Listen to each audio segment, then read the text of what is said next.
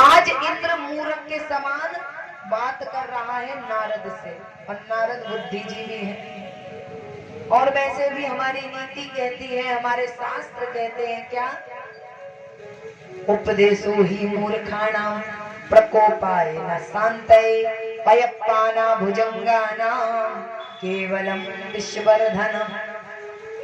बोले मूर्खों को उपदेश देना ऐसा है जैसे सर्प को दूध पिलाने पर उसका जहर बढ़ता है। बोले मूर्खों को उपदेश देने पर ऐसे उनका क्रोध बढ़ता है।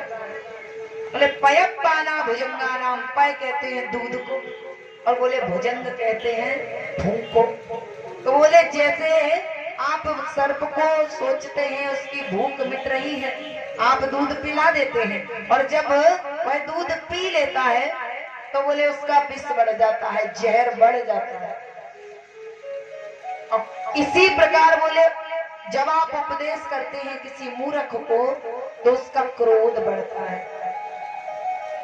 नारद जी ने समझाना प्रारंभ किया किसे, इंद्र को। बोले इंद्र चक्कर में ना पड़ो, पीछे ही रहो, एक तरफ हो जाओ, ये लीला प्रभु की है, इसके चक्कर में मत आ जाना।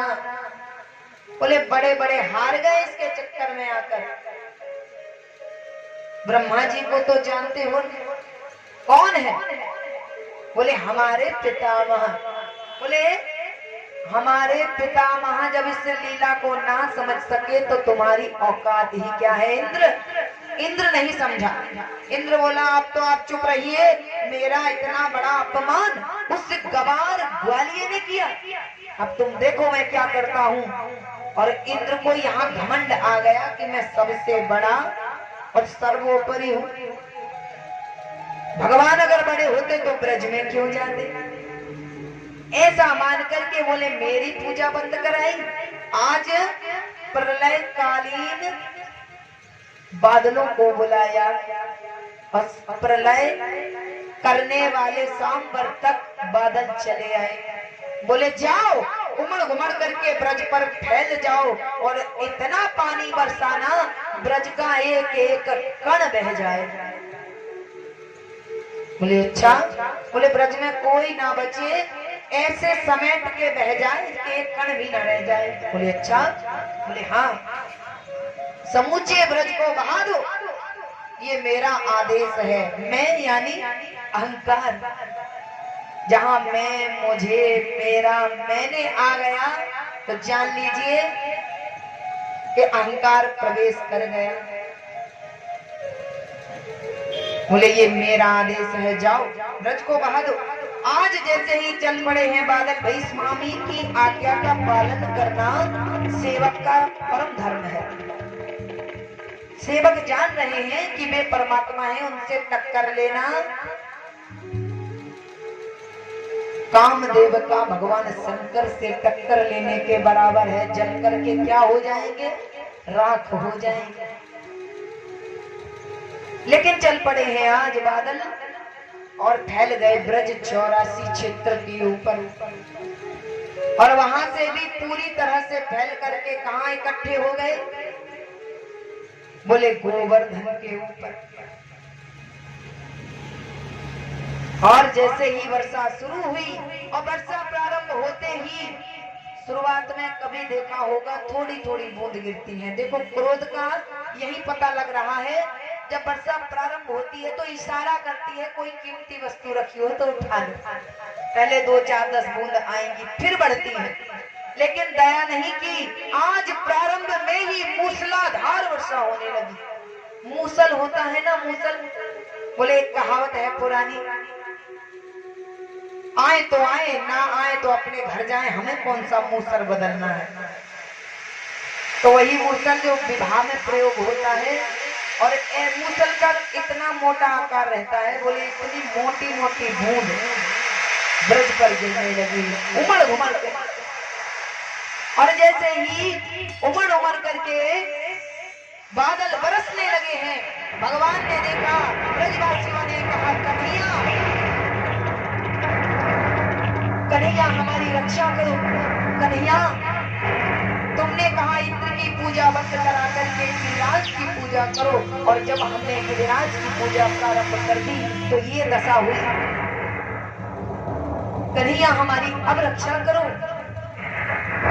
कन्हैया ने कहा तुम सब नेत्र बंद करो। सभी ब्रजवासियों ने नेत्र बंद किए। कन्हैया ने अपने बाम भाग के सबसे छोटी कनिष्का उंगली पर अचक ही गोवर्धन पर्वत के नीचे उंगली लगाई और गोवर्धन पर्वत धारण हो गया अपने आप। भगवान को धारण करना नहीं पड़ा, भगवान ने इच्छा मात्र की, हाथ बढ़ाया और गोवर्धन खुद उठ करके भगवान की कनिष्का पर आ गया। भगवान ने अपने वाम भाग के छोटी उंगली कनिष्का पर गोवर्धन पर्वत को धारण कर लिया। ब्रजवासियों ने देखा, अरे कन्हैया ये क्या किया? बोले सभी इस पर्वत के नीचे आ जाओ। सब अपने गौवंशों को लेकर, बूढ़े बड़े लोगों को लेकर के उस पर्वत के नीचे शरण लेकर के बचने के लिए छुप गए। सभी जगह आसरा लेकर के वे गोवर्धन पर्वत के नीचे छुप गए हैं। उसी समय क्या हुआ? इंद्र ने कहा तुम इतना पानी बरसाओ ये गोवर्धन सब बह जाए। और तेज वर्षा होने लगी। आज वर्षा होते होते 2 दिन बीत गए। बराबर वर्षा हो रही है, रुकने का नाम ही नहीं लेती। 4 दिन हो गए, 6 दिन हो गए, आज 7 दिन हो गए। पानी बरसता जा रहा है, बरसता जा रहा है। परीक्षित जी ने कहा प्रभु हे गुरुदेव, ये पानी बरस रहा है लेकिन पानी जा कहाँ रहा है? तो बोले ये पानी बरस तो ब्रज पर ही रहा है, लेकिन अगस्त जी इस पानी को पीते जा रहे हैं। बोले अगस्त जी ने सारा पानी पी लिया है। बोले अच्छा कैसे? बोले ऐसे पी लिया, बोले त्रेता युग की बात है। माता सीता ने कहा, माता जनक नंदिनी जानकी ने कहा स्वामी मैं ब्राह्मणों को भोजन कराना चाहती हूँ। बोले अच्छा मैं भोजन कराना चाहती हूँ। आज कहीं ना कहीं उनको लगा कि मैं रसोई में निपुण हूँ, आज मैं भोजन कराऊंगी। भगवान ने कहा रहने दो, ब्राह्मणों को ना कोई भोजन करा पाया है और ना ही आप कराइए। बोले ऐसा क्यों कहा आपने? मैं चाहती हूँ कि मैं भोजन कराऊं। तो बोले बताओ कौन से महात्मा को न्योता देकर आऊं? बताओ कौन से महात्मा को मैं बुलाकर आऊं? बोले किसी को भी बुला दो। बोले ये बात तो आपको भारी पड़ जाएगी। बोले अरे किसी भी महात्मा को बुला दीजिए, मुझे तो भोजन कराने से मतलब। बोले अच्छा तो ठीक है, किसी भी महात्मा को बुला दूं? बोले हाँ बुला दीजिए। आज भगवान ने अगस्त जी से कहा तुम्हारी माता तुम्हें भोजन कराना चाहती है। ठीक शाम को संध्या का समय लगते ही प्रसाद पाने आ जाना। बोले अच्छा ठीक है प्रभु चले आएंगे। ब्राह्मण तो सदैव ही इस बात के लिए तैयार रहते हैं कि कहाँ उन्हें पकवान मिलने वाले हैं, बढ़िया शुद्ध घी। बोले हम चले आएंगे। और माता ने भोजन कराने के लिए रसोई तैयार कर ली है, पकवान बनाने लगी हैं। पकवान जब तैयार कर लिए हैं तो बोली आइए महात्मन बैठिए आसन पर। पैर धुलाए हैं, आसन पर बिठाया है, आसन पर बिठाकर थाल सजा कर के लाई है। और जैसे ही थाल सजा कर के लाई है रख दिया सामने। अब अगस्त जी प्रसाद पाने लगे। प्रसाद पाया है, देवी और लाओ, देवी लाती जा रही है, अगस्त जी पाते जा रहे हैं। भगवान ने कहा छक के खाना, चिंता मत करना कि माता पर दया नहीं करनी है, छक के खाना, जितना मन करे पाते चले जाना। बोली ठीक है। अब खाते जा रहे हैं, देवी बार बार लाती। पूरी रसोई जितनी तैयार की थी अगस्त जी पूरी खा गए। अब मैया ने कहा अब क्या करें? फिर से गई और आटा लाई, गूंदना चालू हो और गूंद करके मैया ने फिर से पकवान बनाना शुरू किया। आज फिर से पकवान तैयार हुआ, फिर से थाल सजा कर लाई। अगस्त जी फिर प्रसाद पाना शुरू किए।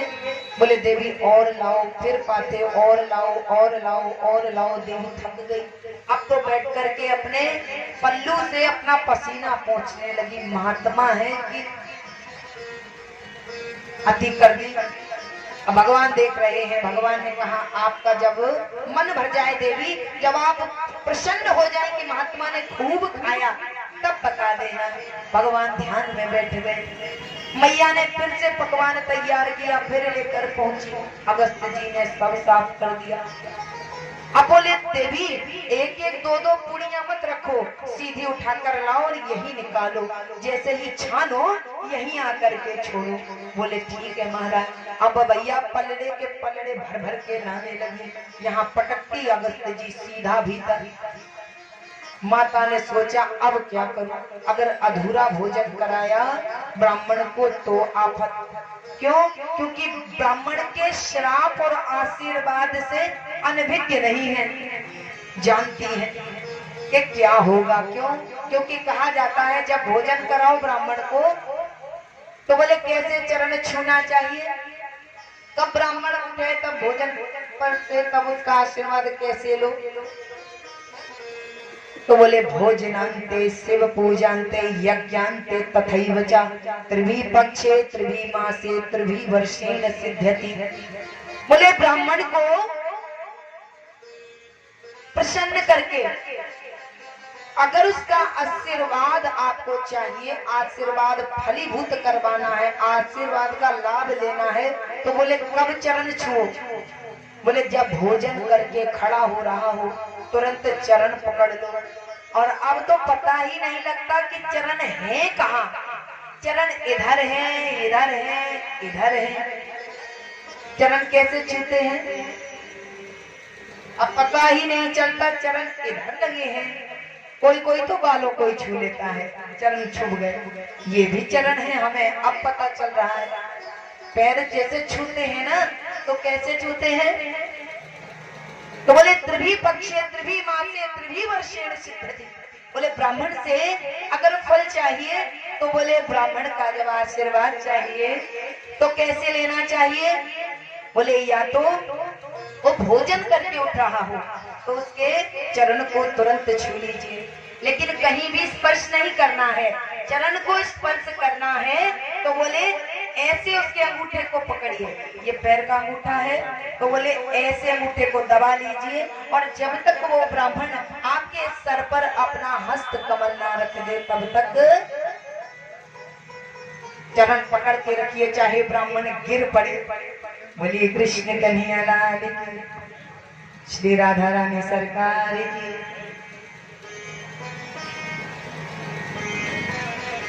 आज हमारे बीच में हमारे अपने प्रियजन आए हैं, उनका बहुत बहुत आभार, अभिनंदन, स्वागत,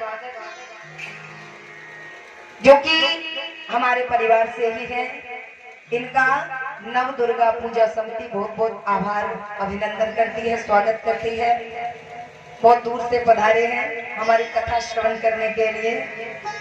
बोलिए कृष्ण कन्हैया लाल की जय। अब यहाँ पर बोले जब ब्राह्मण भोजन करके खड़ा हो रहा हो तब उसके चरण पकड़ लीजिए। भोजनांते शिव पूजांते, भगवान की पूजा करके खड़ा हुआ हो, आसन को छोड़े चरण पकड़ लो। और बोले यज्ञांते तथैव च त्रिवी पक्षे त्रिवी मासे त्रिवी वर्षेण सिद्ध्यति। बोले ये परिणाम कब मिलेगा। बोले या तो 3 पक्षों में, त्रिभी पक्षे, एक पक्ष 45 दिन का होता है तो 15 या 45, एक पक्ष 15 दिन का और 15 के 3 पक्ष। बोले 45 दिन में आपकी कामना पूरी हो जाएगी। और या फिर बोले 3 महीने में आपकी कामना पूरी हो जाएगी, या फिर बोले 3 वर्षों में आपकी कामना पूरी हो जाएगी। ये श्रद्धा पर निर्भर करता है।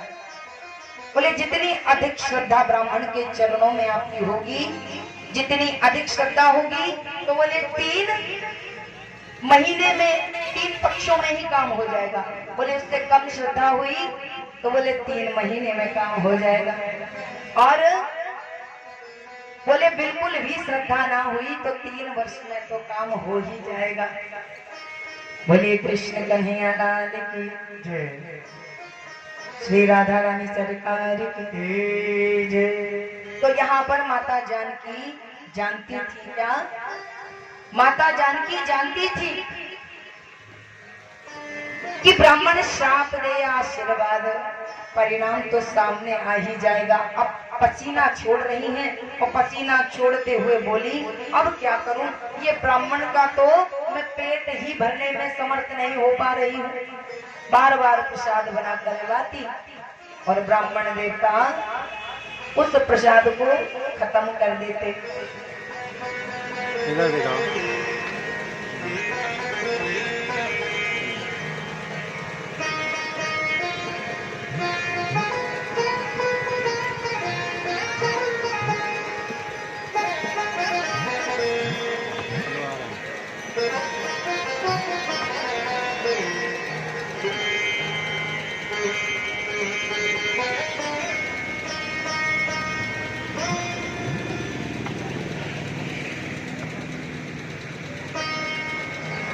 भोले बागे बिहारी लाल की जय, दुर्गा मैया की जय।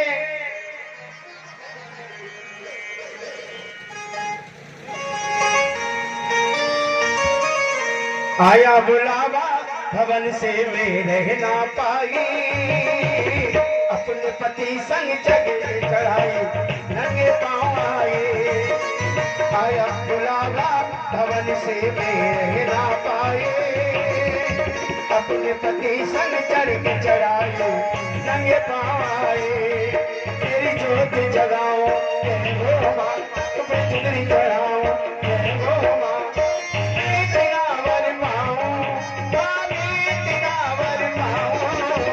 दर्शन को हर साल सदा सुहागन आओ माँ, दर्शन को हर साल सदा सुहागन आओ।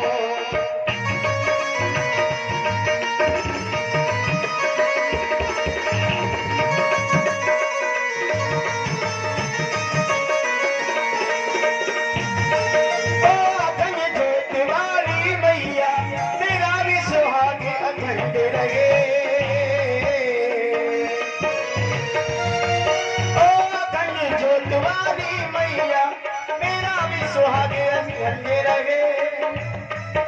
सदा छन के चूड़िया नातों में।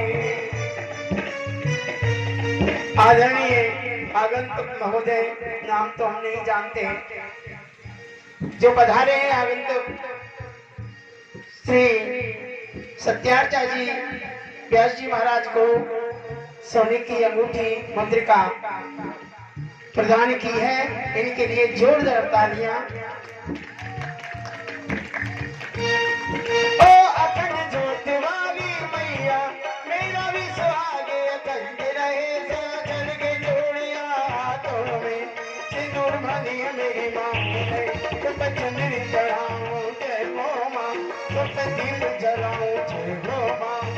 मैं तेरा वर पाऊं माँ, मैं तेरा वर पाऊं, दर्शन को हर साल सदा सुहागन ही आऊं माँ।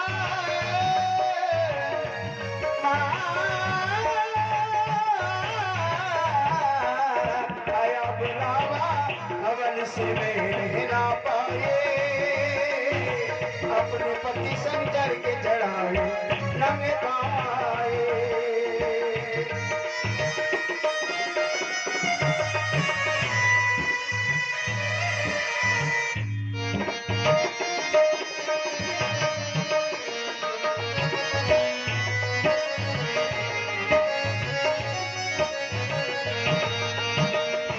मैया के चरणों में प्रीत लगाए, मैया के चरणों में प्रीत लगाए, नंगे पाँव आई मैया दर्श दिखाए, नंगे पाँव आई तेरे देश को आए। तेरे घर पे जाऊं तो चुनरी चढ़ाऊं, तेरा वर पाऊं मारी, तेरा वर दर्शन को हर साल सदा सुहागन की आओ। माँ की भक्तियां कहती है, माँ आया बुढ़ावा भवन से भी रह ना पाई, अपने पति संग चढ़ के चढ़ाई नंगे पांव आई। जो माता के इस दर्शन सुहागन रहते हुए करना चाहती हैं, वो दोनों हाथों से ताली बजा करके मैया से कहें, माता से प्रार्थना मेरे साथ करें, बस मैं इतना वर पाऊं, दर्शन को हर साल सदा सुहागन ही आऊं, दर्शन को हर साल सदा सुहागन ही आऊं।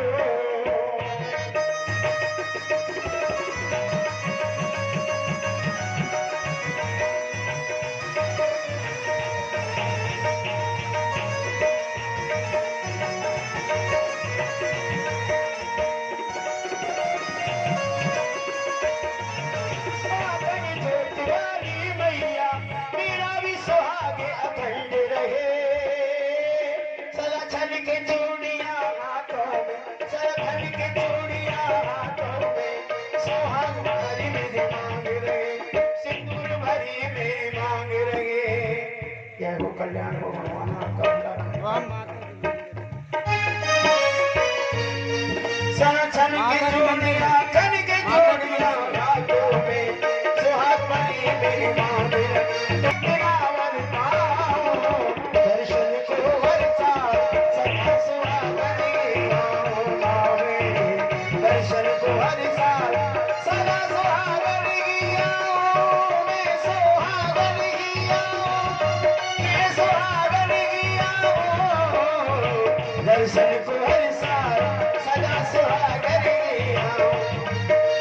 और हमारी सत्यार्चा देवी जी कहती है मैया से, दर्शन को हर साल मैं भक्ति बन के आओ, माँ दर्शन को हर साल बेटी बन कर के आओ, तेरी बेटी बन कर आओ, बेटी बन कर के आओ, सदा तेरी बेटी कहलाओ, सदा तेरी बेटी कहलाओ। राधा रानी सरकार की।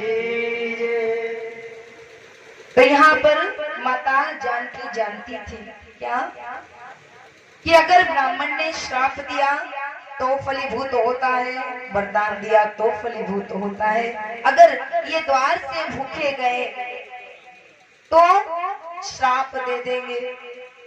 परेशान होकर बार बार पकवान लाती, आज थक गई तो क्या बोली, महाराज बीच बीच में पानी भी पी लीजिए। क्या बोली, बोले बीच बीच में पानी भी पी लीजिए। तो महाराज अगस्त्य जी बोले, देवी जी, माता जी, हे जगत जननी, अभी बीच आया ही नहीं तो पानी कहाँ से पी लूं, पहले बीच आने तो दो, तब तो मैं पानी पीऊं।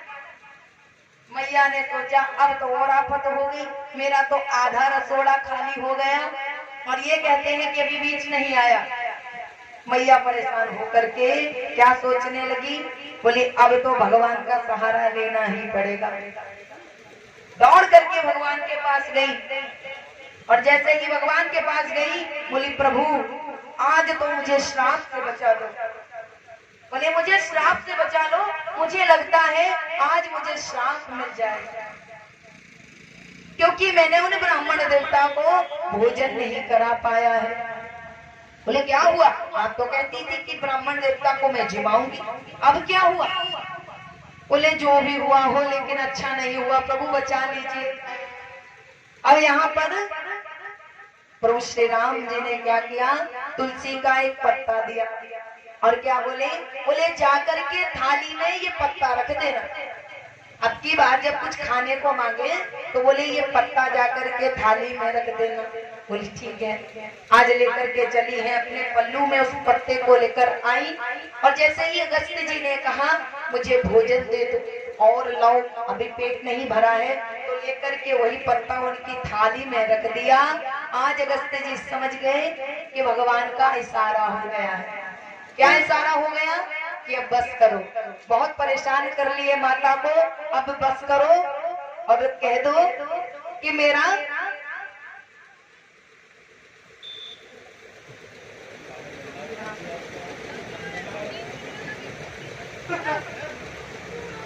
बोलिए कृष्ण कन्हैया लाल।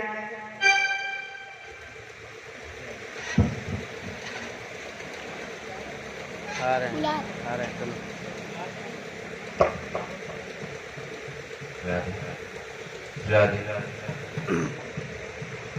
जाओ तुम भी खड़े हो जाओ।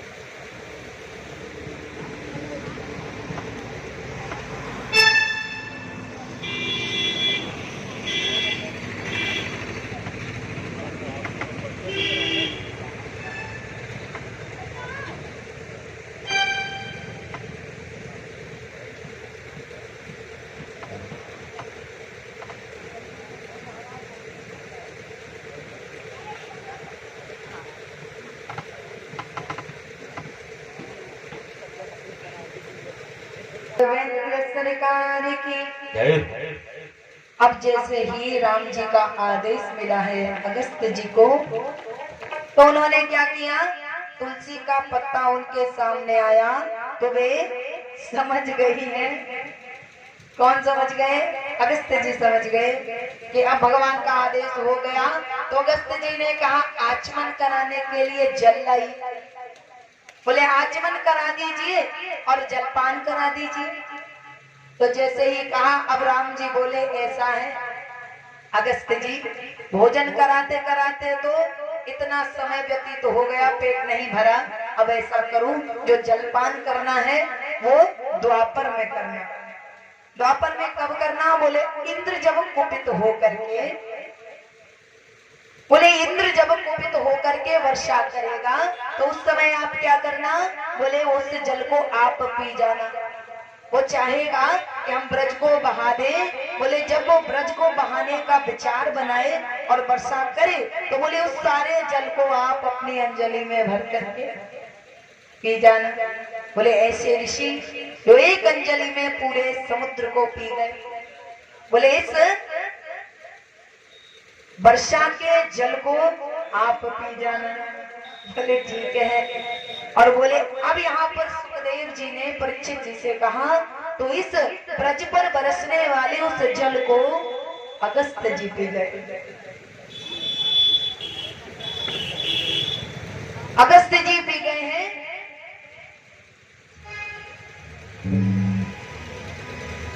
और इंद्र के घमंड को चूर चूर कर दिया।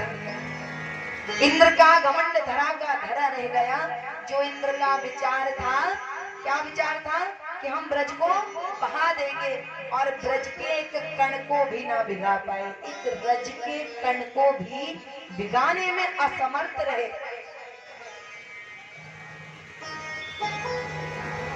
तब इंद्र को लगा, क्या लगा?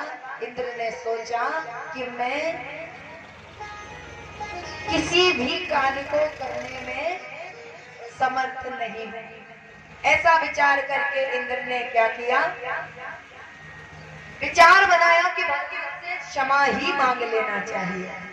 क्या सोचा? बोले क्षमा मांगना ही उचित है, आज हमें भगवान से क्षमा मांगनी चाहिए। अब यहाँ पर भगवान ने 7 दिनों तक गोवर्धन पर्वत को अपनी उंगली पर, कनिष्का पर धारण किया। 7 दिनों तक धारण किया। 7 वर्ष का बालक कन्हैया की अब आयु हो चुकी थी। कितनी? बोले कन्हैया अब 7 वर्ष के हो चुके थे। और 7 दिनों तक गोवर्धन पर्वत को अपनी कनिष्का पर धारण किया। कन्हैया को यशोदा मैया 24 घंटे में 8 बार भोजन देती थी। कितनी बार? 8 बार। और जब 8 बार भोजन देती थी तो 7 दिनों तक भगवान ने कनिष्का पर पर्वत को धारण किया। तो बोले 8 समय क्या, एक समय भी भोजन नहीं किया। तो ब्रजवासियों ने भाव के कारण, कन्हैया से प्रेम होने के कारण 8 समय का भोजन और 7 दिनों का भोजन एक साथ दिया। तो 8 सत्ते 56। इसी दिन से गिरिराज महाराज को 56 भोग दिया जाने लगा।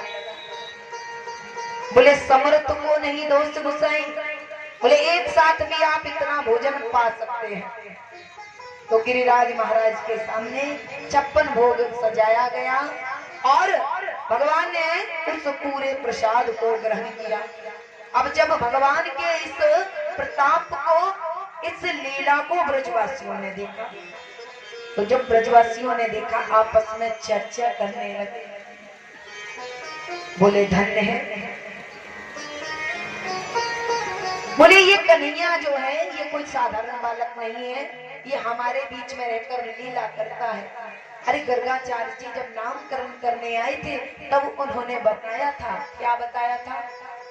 बोले ये वासुदेव का पुत्र है और कभी श्वेत वर्ण में कभी रक्त वर्ण में आता है, इस बार ये श्याम वर्ण में आया है हम पर कृपा करने के लिए। बोले ये हमें गर्गाचार्य जी ने बताया था। और ऐसे में अगर इसने गोवर्धन पर्वत को कनिष्का पर उठा लिया तो कौन सी बड़ी बात है, कौन सी अतिशयोक्ति हो रही है? बोले गर्गाचार्य जी ने तो इसके बारे में पहले ही वर्णन कर दिया था। जब ये 3 दिन का था तो पूतना आई और पूतना भयंकर कालकूट लगा करके आई, लेकिन उसका अंत कर दिया। बोले सक्टासुर आया, उसे मार डाला, तृणावर्त आया, उसे मार डाला। और बोले यमलार्जुन के 2 वृक्ष जो कुबेर के पुत्र नलकुबर मणिग्रीब बनकर खड़े थे उनका उद्धार कर दिया।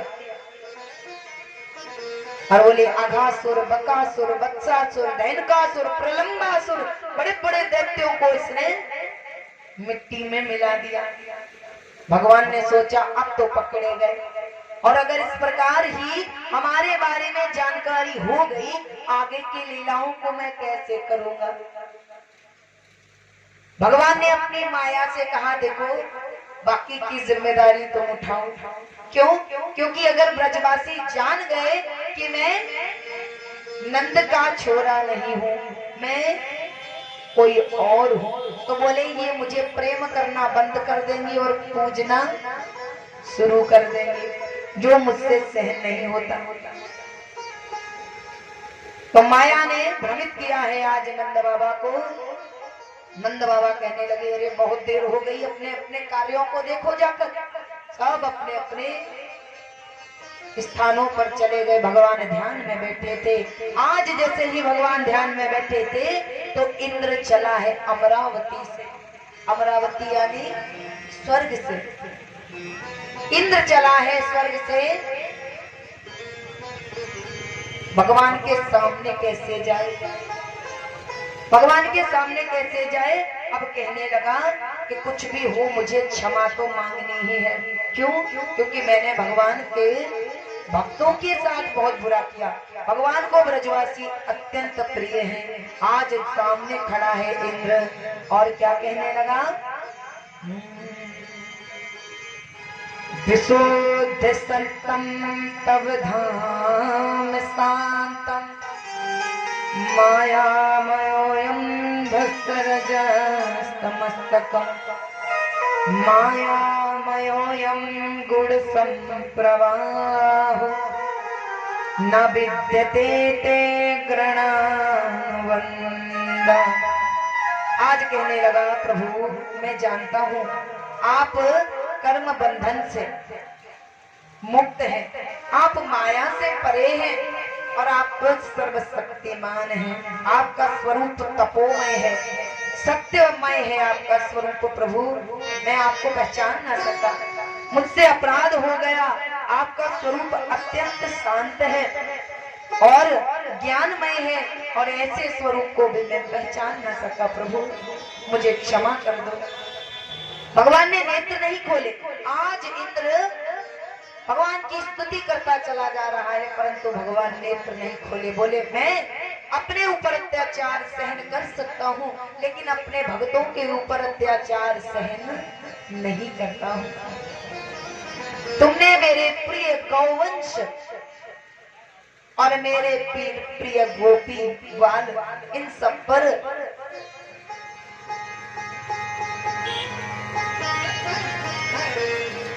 काल का घेरा डाल दिया, मुझे बर्दाश्त नहीं है। अगर मेरे भक्तों को कोई भी परेशान करे, देखो मैं अपनी प्रिय लक्ष्मी को भी छोड़कर चला जाता हूँ भक्तों के लिए, और ऐसे मेरे में ही खोए रहने वाले, मुझसे प्रेम करने वाले मेरे भक्तों के साथ तुमने क्या किया, तुमको याद भी है? अरे भोले भाले ब्रजवासियों ने तुम्हारा बिगाड़ा क्या था, और तुमने उनको मारने का प्रयास किया। इंद्र तू मेरे सामने से चला जा, क्योंकि मैं तुझे दंड नहीं देना चाहता। इंद्र खड़े हैं, अपनी पगड़ी को उतारा, भगवान के चरणों में रख दिया। भगवान के चरणों में रख करके बोले, हे कृष्ण, हे यदुनंदन, हे योगियों में भी योगी, मैं जानता हूँ आप मुझसे कुपित हैं, आप मुझसे नाराज हैं, मैं जानता हूँ, लेकिन मैं ऐसे नहीं जाऊंगा जब तक आप प्रसन्न चित्त होकर अपने कर कमल को मेरे मस्तक पर नहीं रख देते। मैं यहाँ से जाने वाला नहीं हूँ। एक बार अपराध हो गया, दोबारा नहीं करूंगा। बार बार प्रार्थना की, कन्हैया ने कहा ठीक है जाओ इंद्र, हमने तुम्हें क्षमा किया। बोले हम कैसे माने? बोले तुमने मारने का तो प्रयास किया था ब्रजवासियों को, लेकिन मारते मारते तुमसे एक धोखे से अच्छाई हो गई। बोले कौन सी अच्छाई प्रभु? बोले तुमसे ये अच्छाई हो गई कि तुमने 7 दिनों तक मेरे ब्रजवासियों को, मेरे प्रिय ब्रजवासियों को मेरे समीप रखा। कैसे? बोले जब तुमने वर्षा की तो भयभीत होकर के वे उस गोवर्धन पर्वत के नीचे छुप गए। बोले 7 दिनों तक तुमने मेरे निकट रखा, इसीलिए मैं प्रसन्न हूँ, और जाओ तुम्हें क्षमा करता हूँ। उसी समय कामधेनु ने देखा हमारे प्रभु प्रसन्न चित्त बैठे हैं, और हमारे परमात्मा क्यों आए हैं? बोले धरती का भार हरण करने आए हैं। ऐसा विचार करके आज गोलोक से कामधेनु चली है भगवान का अभिषेक करने के लिए। परमात्मा शांतमय स्वरूप बना करके आसन पर बैठे हैं। गौ माता आई, भगवान की स्तुति करने लगी। आज कामधेनु ने भगवान के चरणों में प्रणाम किया और कहने लगी, कृष्ण कृष्ण महायोगिन विश्वात्मन विश्वसंभव भवतालोकनाथेन सनाथावयमच्युता। त्वं न परमकं देवं त्वं न इन्द्रो जगत्पते भवाय भवगो विप्रदेवानां साधव। आज भगवान की स्तुति करते हुए बोली, हे परमात्मा, मैं जानती हूँ आप सत्यमय स्वरूप लेकर के पृथ्वी पर कल्याण करने ही आए हैं, और देखो क्या आपने ब्रजवासियों पर कल्याण नहीं किया, कृपा नहीं की? ब्रजवासियों का हित चाहने वाले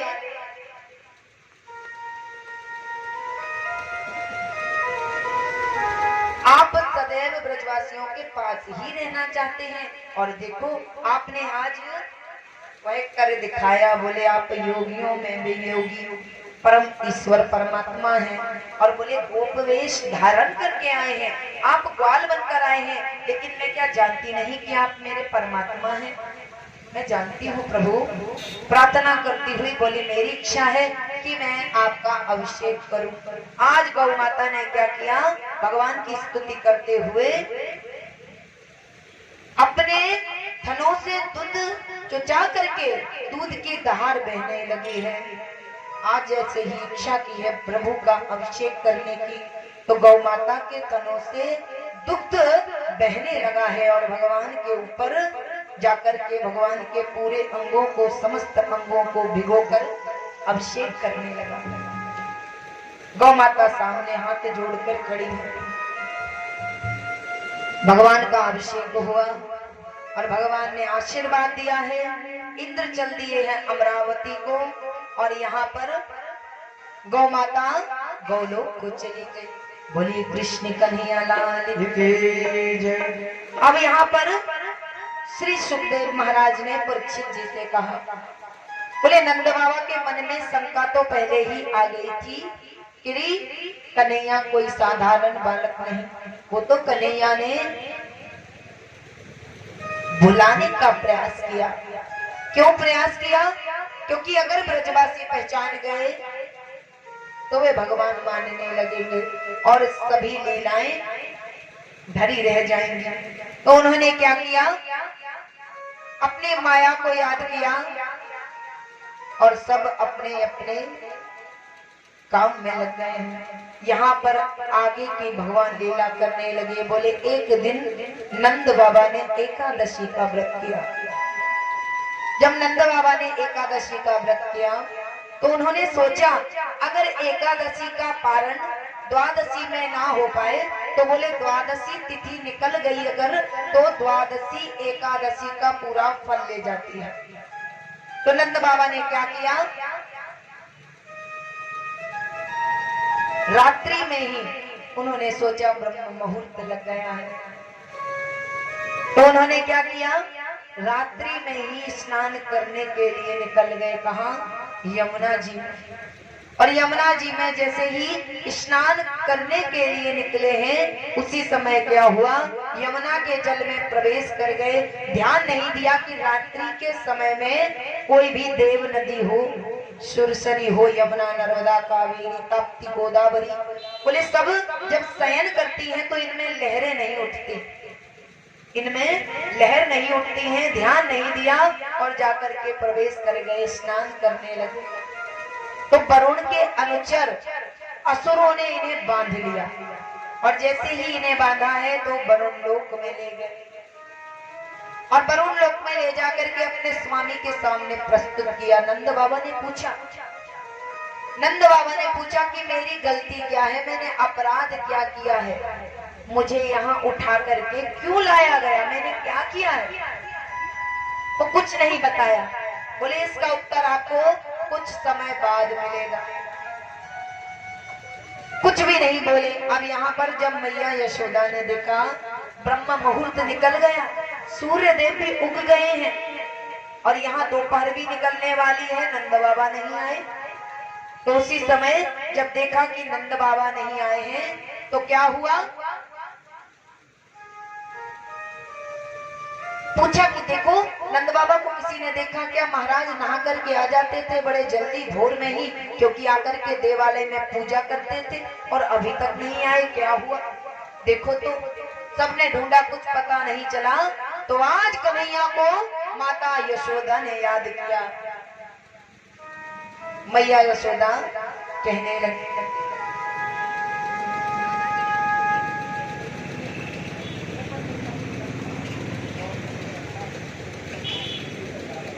बोले कृष्ण कन्हैया लाल, कैसा मेला लगाया तू निशान, सारी धरती जपे तेरो नाम। हो कैसा मेला लगाया तू निशान, सारी धरती जपे तेरा नाम। कैसा मेला लगाया तू निशान, सारी धरती जपे तेरो नाम। कैसा मेला लगाया तूने शाम, सारी धरती जपे तेरा नाम। कैसा मेला लगाया, कैसा मेला लगाया, कैसा मेला लगाया, कैसा मेला लगाया, कैसा मेला लगाया तू निशान, सारी धरती जपे तेरा नाम। सारी धरती जपे तेरा नाम।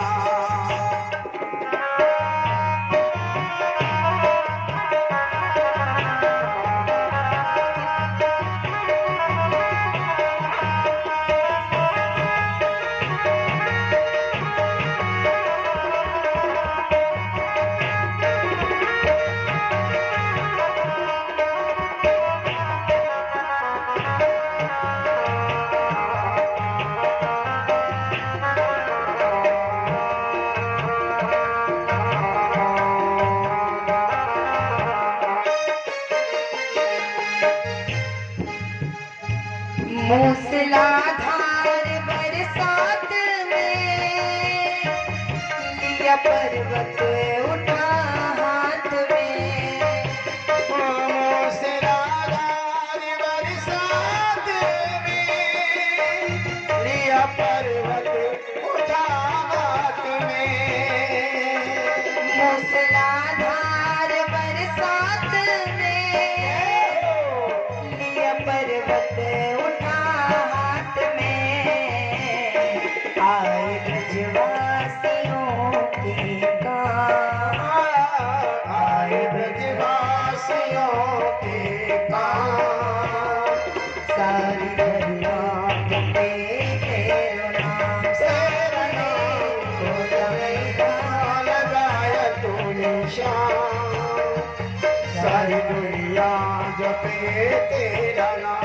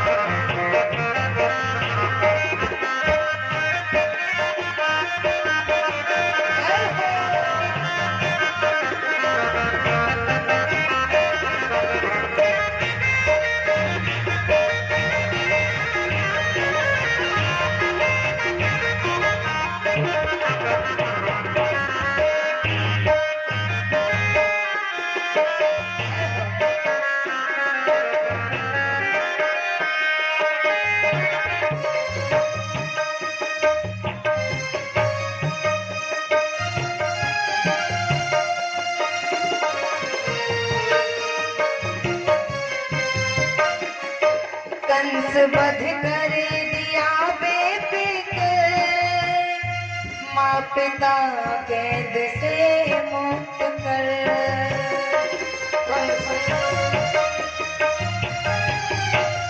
कंस का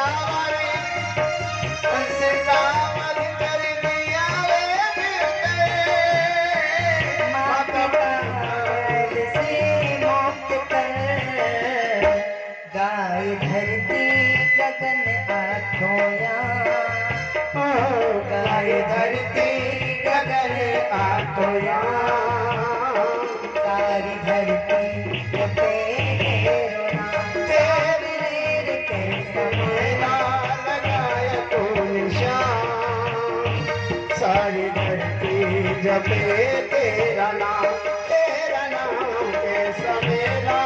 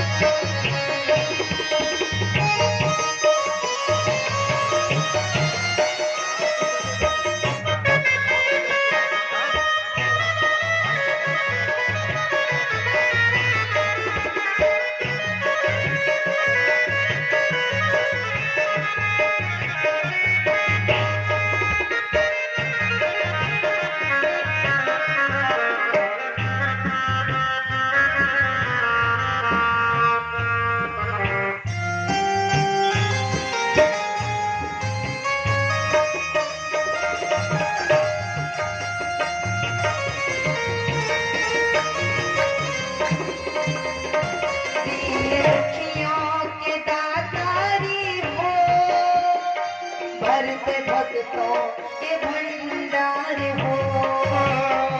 दीन दुखियों के दातारी हो। भरत दुखियों के भंडार हो। दीन दुखियों के दातारी हो।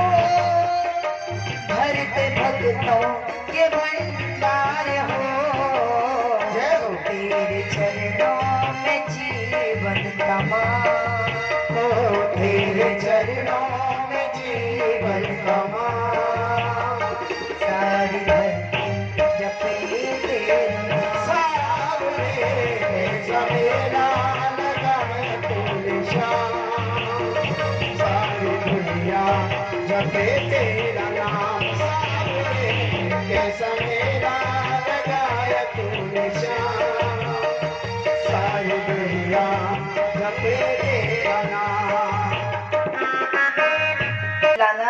देखो तो तुम्हारे पिता का कुछ पता नहीं चल रहा है। पता नहीं सुबह प्रातः काल में ब्रह्म मुहूर्त में स्नान करने निकले थे और उनका कुछ पता नहीं चल रहा है। बोले रो करके बोली, पुत्र तू ही मेरा सहारा है, तो अगर पता लगाए तेरे पिता कहाँ हैं तो मुझे थोड़ी संतुष्टि मिले। आज कन्हैया ने ध्यान धर के देखा है। जैसे ही ध्यान धर के देखा तो क्या पाया? बोले वरुण लोक में पिताजी को बांध कर रखा गया है। और वरुण लोक में बांध करके जब रखा गया है तो बोले बांध कर कौन ले गया? तो बोले बांध करके ले गए हैं वरुण देवता के अनुचर। वरुण देवता के अनुचर असुरों ने उन्हें बांध लिया और बांध करके ले गए हैं। कन्हैया ने कहा मैया आप चिंता ना करो, मैं बाबा को अभी लेकर आता हूँ, बस तुम रोना बंद करो। कन्हैया चल पड़े हैं, यमुना किनारे पहुंचे और यमुना मैया में प्रवेश कर गए। और जब प्रवेश किया है तो क्या पाया? वरुण लोक में पहुंचे। जैसे ही वरुण देवता ने देखा, अपने आसन से उतर करके भगवान को दंडवत प्रणाम किया। भगवान को दंडवत प्रणाम किया है। नंद बाबा ने देखा, बड़े आश्चर्य की बात है। बोले मुझे यहाँ बांध कर रखा है और मेरे बेटे को देखो, मेरे बेटे को पूज रहे हैं। वरुण देवता ने दंड के समान लेट करके पूजा की है और दंड के समान लेट कर पूजा की और उनके पिता को बांध कर रखा। बोलिए गिरवाल राज महाराज की जय, कांतानाथ भगवान की जय। जय जय श्री राधे, जय जय श्री राधे।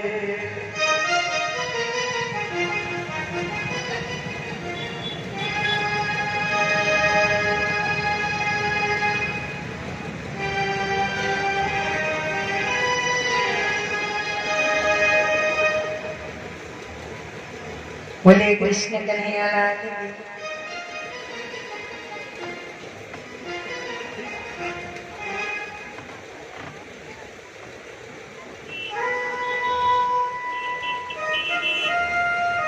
अब यहाँ जैसे ही कन्हैया चल पड़े हैं,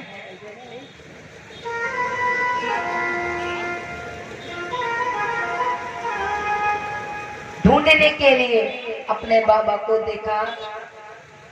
बोले वरुण लोक में पहुंचे और वरुण लोक में जाकर के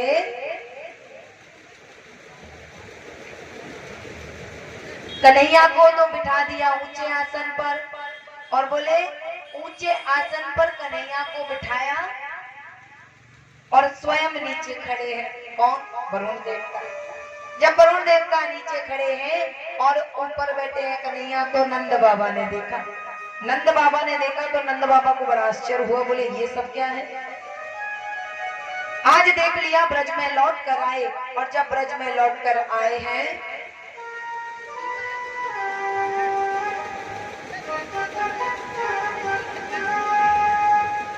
ऊंचे आसन पर बैठा देखा है तो मैया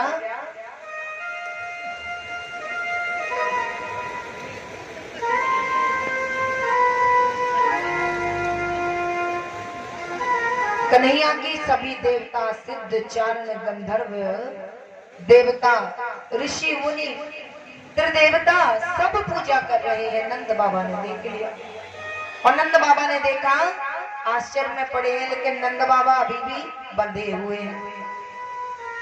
अब यहाँ पर जैसे ही वरुण देवता की ओर भगवान ने देखा कि मुझे यहाँ बिठाकर पूज रहे हो और मेरे बाबा को बांध रखा है, मेरे बाबा का क्या भाव होगा? बोले क्या भाव होगा मेरे बाबा का? क्या सोचेंगे जानते हो? बोले अरे प्रभु भूल हो गई। क्या बोले? बोले भूल हो गई, गलती हो गई। मैं भूल ही गया कि आपको आसन पर बिठा दूंगा और बाबा वहां बंधे खड़े हैं, तो बाबा क्या सोचेंगे? बोले प्रभु लेकिन एक बात बताऊं, आप यदुवंश में अवतरित होकर आए, सब पर कृपा की, केवल एक मैं ही रह गया था।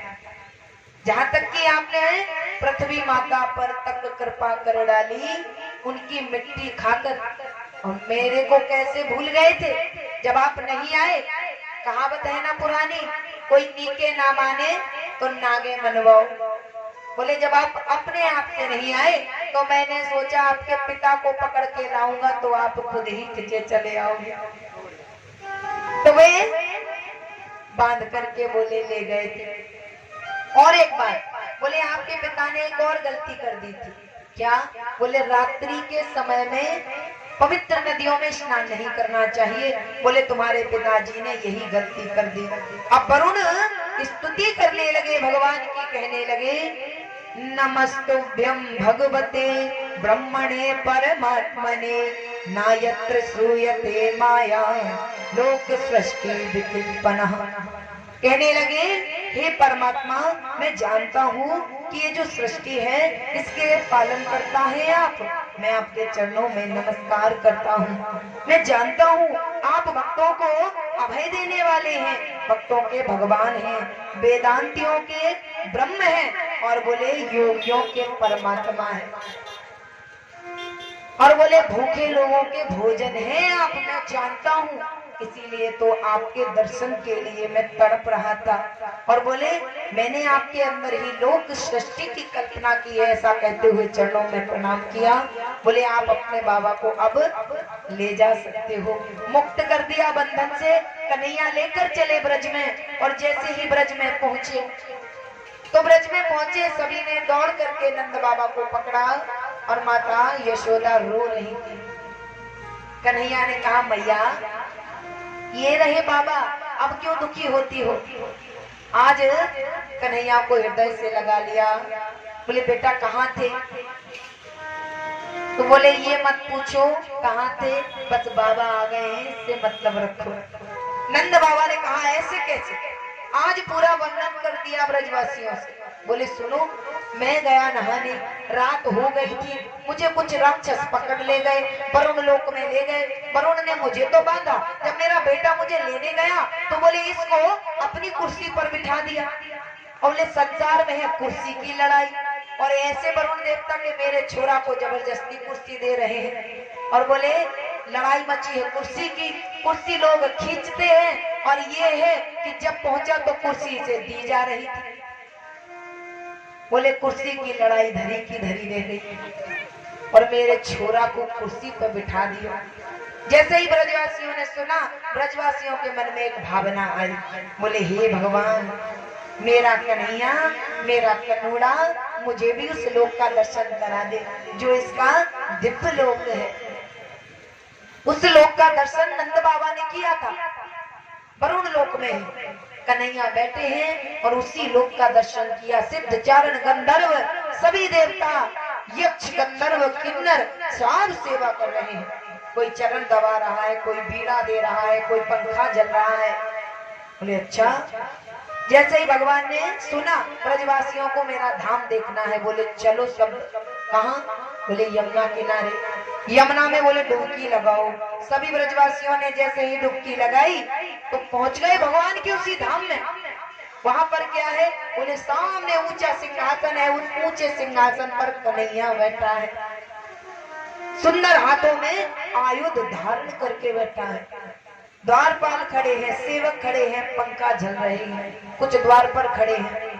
ब्रजवासियों ने देखा, बोले अहो कन्हैया बैठा है। अरे सोने की सी कुर्सी पर बैठो है हमारो लाला। भोले भाले ब्रजवासी, कन्हैया सामने बैठे हैं। अब ब्रजवासी दौड़े, कहाँ दौड़ पड़े? बोले कन्हैया को पकड़ने के लिए। जैसे कन्हैया के साथ ब्रज में खेलते थे वैसे ही खेलने के लिए आज दौड़ पड़े। दौड़ करके जैसे ही गए, द्वारपालों ने रोक लिया। अरे कहाँ जाते हो? बोले कहाँ जाते हो, क्या होता है? हमारा कन्हैया बैठा है, उससे मिलने जा रहे हैं। बोले कौन सा कन्हैया? यहाँ कोई कन्हैया बनैया नहीं रहता, ये ब्रह्म है, ये ईश्वर है, ये ऐसे नहीं मिलते। कौन सा कन्हैया? बोले अरे मेरा कन्हैया वो बैठा तो है ऊंचे सिंहासन पर। आज ब्रजवासियों को रोक लिया उन द्वारपालों ने कि कोई कन्हैया बनैया नहीं, चलो जाओ। ब्रजवासियों ने जब देखा तो रोने लगे, हाय हमारे कन्हैया से मिलने में विघ्न पड़ गया है। आज जैसे ये रोने लगे हैं तो बोले, एक स्वर में रो करके बोले, हे कन्हैया, हमें तुम्हारे इस धाम का दर्शन नहीं करना, हमें वापस ब्रज में भेज दो और तुम भी ब्रज में चलो। हाय ब्रज में कितना सुख था, तुम्हारे साथ हम भोजन करते, तुम्हारे साथ हम जंगलों में घूमते, तुम्हारे साथ हम गायों के पीछे पीछे दौड़ते और माखन चोरी करते। आज तो तुम सिंहासन पर हो और हम तुम्हें छू भी नहीं सकते, स्पर्श करना भी दुर्लभ है। हमें तुम्हारा ये धाम नहीं चाहिए कन्हैया। आज ब्रजवासी रोने लगे और भगवान कहाँ ब्रजवासियों के नेत्रों में अश्रु देखते हैं?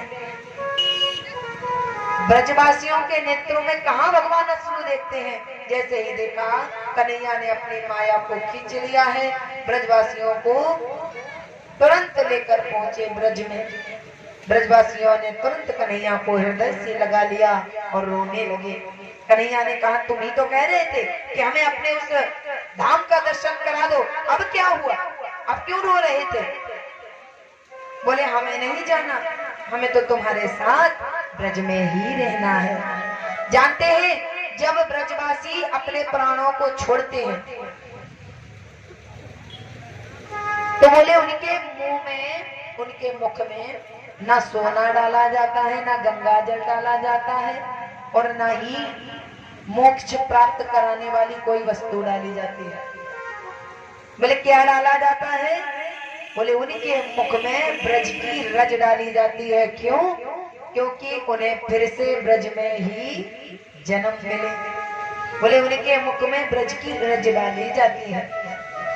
और ऐसे में ब्रजवासी कन्हैया से रोकर लिपट गए।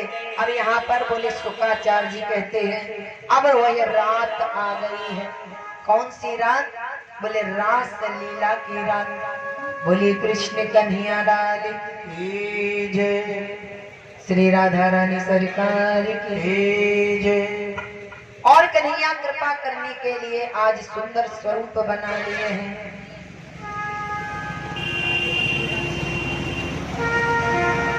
काली कमली वाला मेरा यार है, काली कमली वाला मेरा यार है, मेरे मन का मोहन तू दिलदार है। काली कमली वाला मेरा यार है, मेरे मन का मोहन तू दिलदार है। काली कमली वाला मेरा यार है, यार है, मेरे मन का मोहन तू दिलदार है।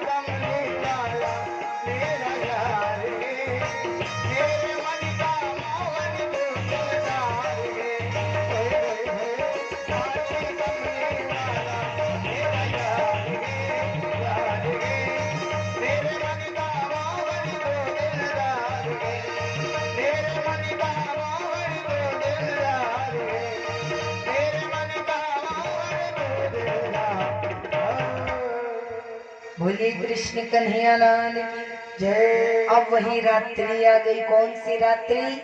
कात्यायनी महामाये महायोगिन्यधीश्वरी नंद गोप सुतम देवी पतिर्मे कुरते नमः। आज बोले माता कात्यायनी का जो व्रत किया था गोपियों ने, जब भगवान ने चीर हरण लीला की थी, बोले जब चीर हरण लीला से गोपियों को वस्त्र दे करके कन्हैया ने संतुष्ट किया तो एक वचन भी दिया था। बोले शरद पूर्णिमा की रात्रि को, शरद पूर्णिमा की रात्रि को हम तुम्हारे साथ रास लीला करेंगे। और बोले वही समय आ गया। जैसे ही कन्हैया ने देखा, बोले वही रात्रि आ गई है। कौन सी? बोले शरद पूर्णिमा की रात्रि। तो यहाँ पर बोले कन्हैया ने जैसे ही मन बनाया मुझे रास लीला करनी है, उसी समय प्रकृति, भगवान है पुरुष और प्रकृति है उनकी संगिनी शक्ति, जो उनका साथ देती है और सृष्टि का सृजन, पालन और संहार हो जाता है। आज परमात्मा ने जैसे ही मन में इच्छा की है, प्रकृति अपना काम करने लगी। 3 प्रकार की वायु बहने लगी, मंद, सुगंधित और शीतल। 3 प्रकार की वायु बहने लगी और बोले 6 ऋतुएं प्रकट हो गई एक साथ। और चंद्रमा तो मानो ऐसा लग रहा है जैसे एक चंद्रमा नहीं, हजारों चंद्रमा आकाश पर छिटक आए हो एक साथ। आज चंद्रमा ने सोचा कि परमात्मा ने मेरी प्रशंसा करते हुए मेरे कन्हैया ने कहा था शरद पूर्णिमा की रात्रि को रास करेंगे, ऐसा ना हो प्रकाश कम होने के कारण भगवान को रास लीला करने में कोई परेशानी का सामना करना पड़े। तो चंद्रमा ने अपने पूरे प्रकाश को बिखेर दिया और जैसे ही पूरे प्रकाश को बिखेर दिया है, कन्हैया ने अपने अधरों पर आज बांसुरी को उठाया और बांसुरी को उठा करके कन्हैया ने अपनी बांसुरी में क्लीम शब्द उन 7 स्वरों को अपनी कोमल कोमल उंगलियों से 7 छिद्रों पर उन 7 स्वरों को बजाते हुए उन्होंने क्या किया? क्लीम की ध्वनि निकाली अपनी बांसुरी से।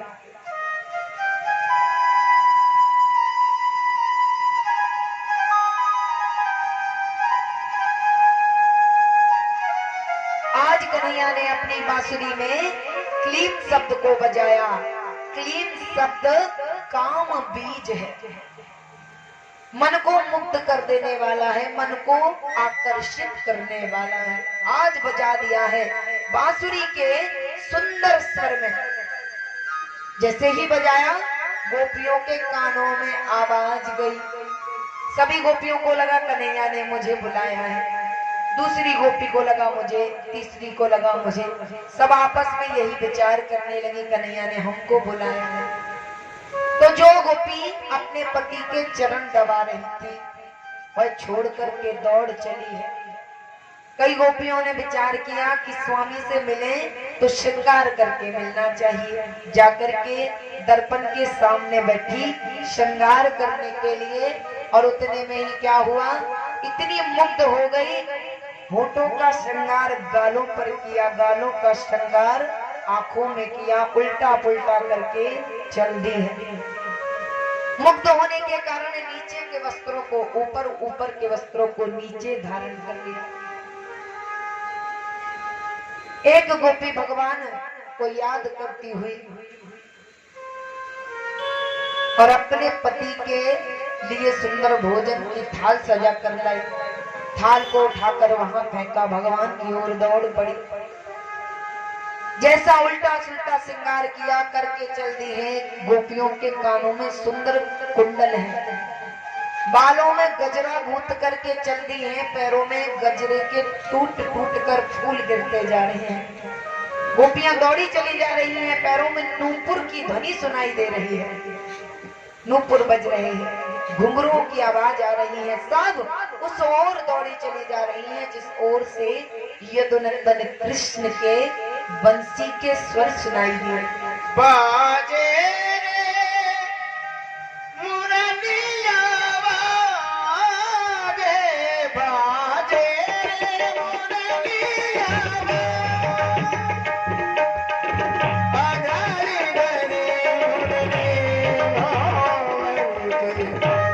धरी धरी मुरली मोहन के होठों पे माया विराजे, बाजे रे मुरलिया बाजे, बाजे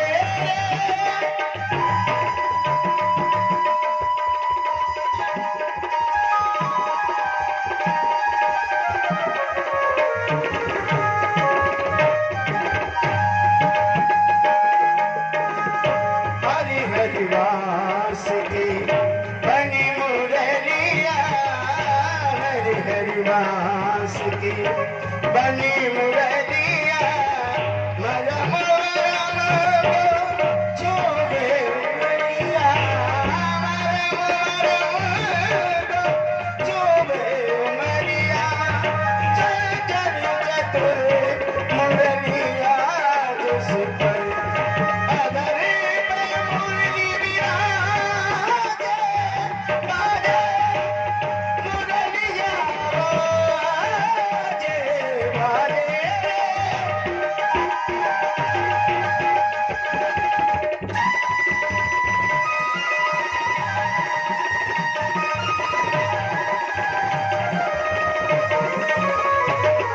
बाजे मुरलिया बाजे, बाजे सरी सदानी सा, सरी सदानी सा ग सगा मा मा मा गम गम गम ग सगा म धरी धरी धरी धरी गम गम गम ग सा सा सदानी सा, सदानी सा, बाजे मुरलिया बाजे, बाजे मुरलिया।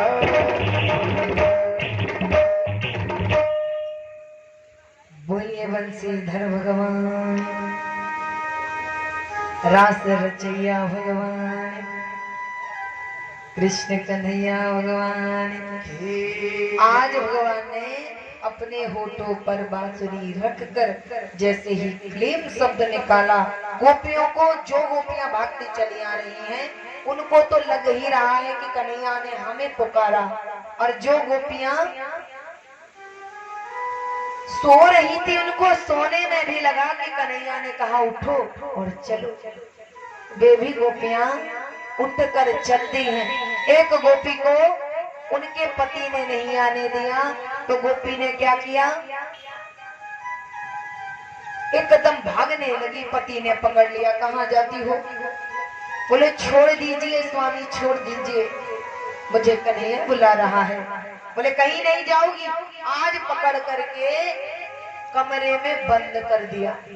गोपी ने कन्हैया के चरणों में ध्यान लगाया और शरीर छोड़ करके आत्मा से परमात्मा के पास चली गई। सभी चले जा रहे हैं। बोले भगवान की बांसुरी की ध्वनि सुन करके गोपियों को तो जो हुआ सो हुआ।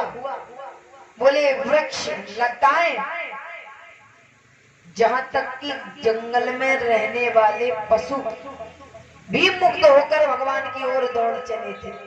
बोले लताएं भगवान की ओर झुक गई थी, वृक्ष भगवान की ओर झुक गए, लताएं उड़ उड़ करके भगवान की ओर मानो अभी टूट करके चली जाएंगे।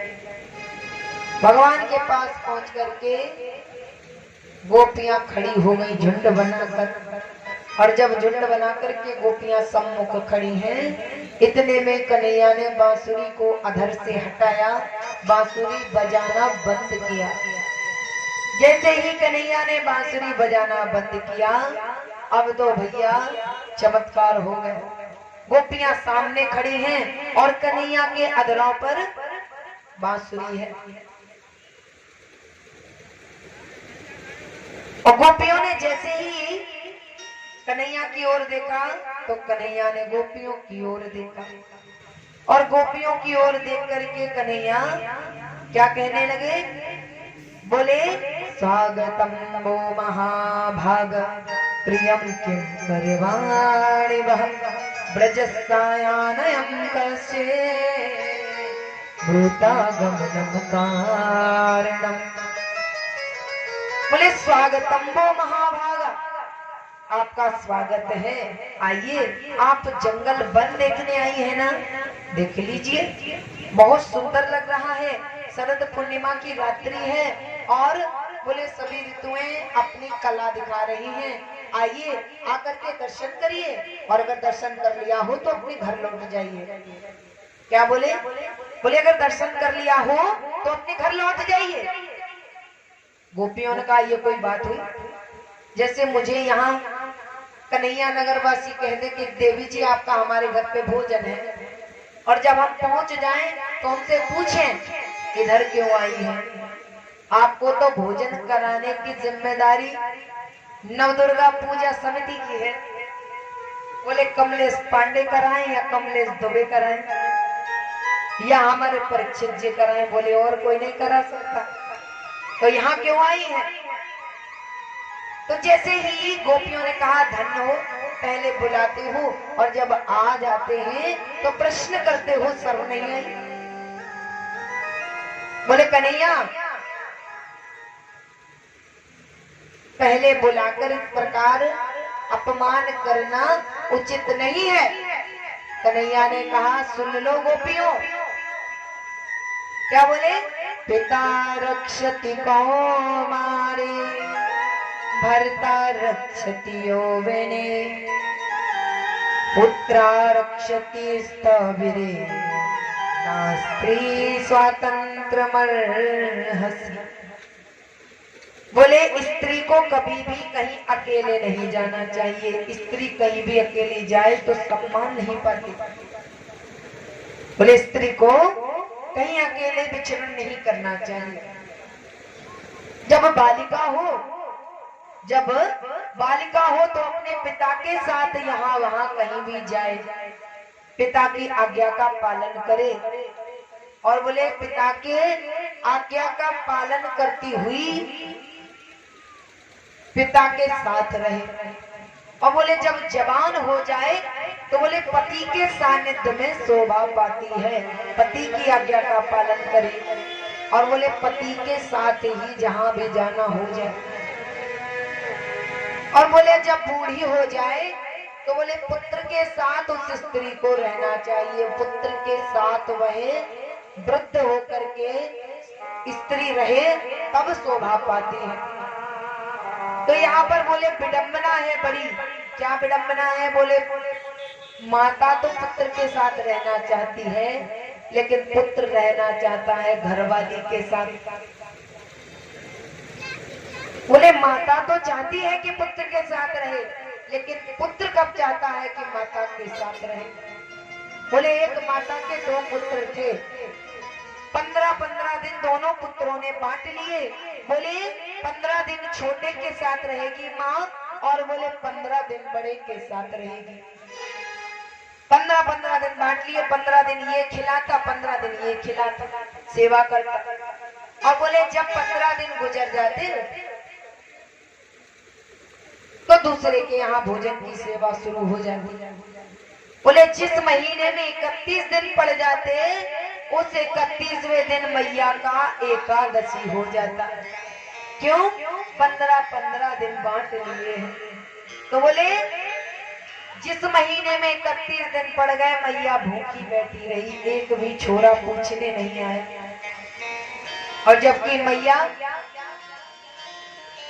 कभी ऐसा बोली क्या कि 9 महीने मैंने पेट में रखा, अब तू बड़ा हो गया है, अब पड़ोस के उनके यहाँ रोटी खाना जाकर, या कभी कहा हो अब हमारी जेठानी के यहाँ चला जा, अब तू 1 साल का हो गया है। पर माँ ने तो ऐसा नहीं किया, लेकिन पुत्र ने ऐसा कर दिया। तो कन्हैया ने कहा कन्या जब कुंवारी हो तो पिता के साथ रहे, जब विवाह हो जाए तो पति के साथ रहे, जब वृद्ध हो जाए तो बोले पति के साथ रहती हुई पुत्र के साथ रहे।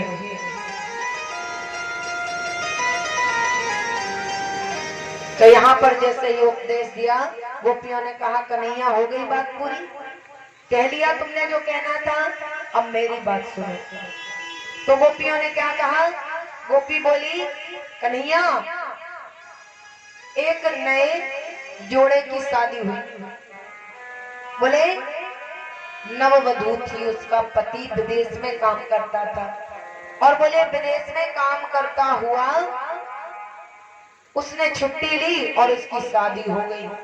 अब वह फिर विदेश में जाने लगा, तो विदेश जाने लगा तो उसकी पत्नी ने कहा स्वामी मैं आपके बिना नहीं रह सकती, मैं कैसे रहूंगी? बोले मैं आपके बिना नहीं रह सकती, मैं कैसे रहूंगी? जब आपको सुला देती हूँ तब सोती हूँ, जब आपको खिला देती हूँ तब खाती हूँ, और बोले आपकी सेवा करने के लिए आपके पहले जाग जाती हूँ, और जब आपको सुला देती हूँ तब सोती हूँ, मैं आपके बिना कैसे रहूंगी? तो उसने क्या किया? अपनी पत्नी को अपना एक फोटो दे दिया, बोले जो सेवा तुम मेरी करती थी वही सेवा इस चित्र की करना, इस फोटो की वही सेवा करना। बोले अच्छा ठीक है स्वामी, जैसी आपकी आज्ञा। अब वह उस फोटो की पूजा करने लगी। तो गोपी ने कहा कन्हैया अब ये बताओ कि वो उस चित्र की पूजा कर रही थी, सेवा कर रही थी, अब जब जो पति विदेश चला गया था वो पति द्वार पर आ गया है, तो एक बात बताओ कि वो पत्नी उस फोटो की पूजा करती रहे कि द्वार पर खड़े हुए उस पति को अंदर बुलाए? कन्हैया ने कहा ये भी कोई पूछने की बात है? अरे जो द्वार पर खड़ा है उस पति को अंदर बुलाए, फोटो को रख दे। तो बोले बस यही तो हम कर रही हैं, जो पति संसारी है वो शरीर का पति है, और बोले आप जो हमें बुला करके यहाँ अपने सम्मुख खड़े रखे हैं, बोले आप हमारी आत्मा के पति हैं, जिसके साथ जन्म जन्म का संबंध है। सो कन्हैया हम अपने परिवार को छोड़कर आ गए हैं। कन्हैया ने कहा गोपियों तुम धन्य हो, आज तुम्हारे आगे हम हार गए। और जैसे ही कन्हैया से तर्क करती हुई गोपियों की जीत हो गई, तो कन्हैया ने क्या किया? आज गोपियों को प्रसन्न करने के लिए सुंदर फूलों का हार बनाया, गोपियों के बालों में गजरे सजाए हैं, आज बीड़ा चला रहे हैं, और उसी बीड़ा को गोपियां अपने हाथ में लेकर आपस में बांट लेती हैं। किसी गोपी के चरण दबाने लगे और किसी गोपी को जल भर करके लाए, अपनी अंजलि से जल पिला रहे हैं, किसी गोपी के केस संवारने लगे। गोपियों को बड़ा आनंद हुआ, बोले इसी दिन की प्रतीक्षा थी, और देखो आज हमारी कन्हैया हमारी सेवा कर रहे हैं। अब सेवा करते हुए एक गोपी को अहंकार हुआ, तो सबके मन में एक ही विचार आया। क्या विचार आया? बोली हम तो संसार की सब स्त्रियों से ज्यादा खूबसूरत हैं, तभी तो कन्हैया हमारे साथ साथ रह करके हमारी सेवा कर रहा है। हमारे समान तो संसार की कोई भी स्त्री नहीं है। देखो कन्हैया अपने हाथों से हमारे चरणों को दबा रहा है, और बोले हमारे चरणों को धो रहा है, हमारे बालों में गजरे सजा रहा है। देखो हमारे समान कोई भी दूसरी स्त्री बोले बड़भागी है ही नहीं, और बोले इसका मतलब है हम सबसे ज्यादा सुंदर हैं। इसीलिए तो कन्हैया लट्टू हो गए, दीवाने होकर के हमारी सेवा कर रहे हैं। कन्हैया समझ गए। कन्हैया ने कहा गोपियों तुम्हें अहंकार हो गया, ये अहंकार का बीज मैं पनपने नहीं देता हूँ। आज जैसे ही बोले आ गया अहंकार, इसी का भय था। पता नहीं चलता ये अहंकार किस छिद्र से प्रवेश करता है। कन्हैया ने अपनी बांसुरी को कमर में खुरस दिया। ऐसी बंसी बजाई श्याम ने मेरी सुध बिसराई श्याम ने। ऐसी बंसी बजाई श्याम ने मेरी सुध बिसराई श्याम ने। ऐसी बंसी बजाई श्याम ने मेरी सुध बिसराई श्याम ने। ऐसी बंसी बजाई श्याम ने मेरी सुध बिसराई श्याम ने। नी में हुई दीवानी नी में हुई मस्तानी। नी में हुई दीवानी नी में हुई मस्तानी। नी में हुई दीवानी नी में हुई मस्तानी। ऐसी बंसी बजाई श्याम ने मेरी सुध बिसराई श्याम ने। ऐसी बंसी बजाई श्याम ने मेरी सुध बिसराई श्याम ने।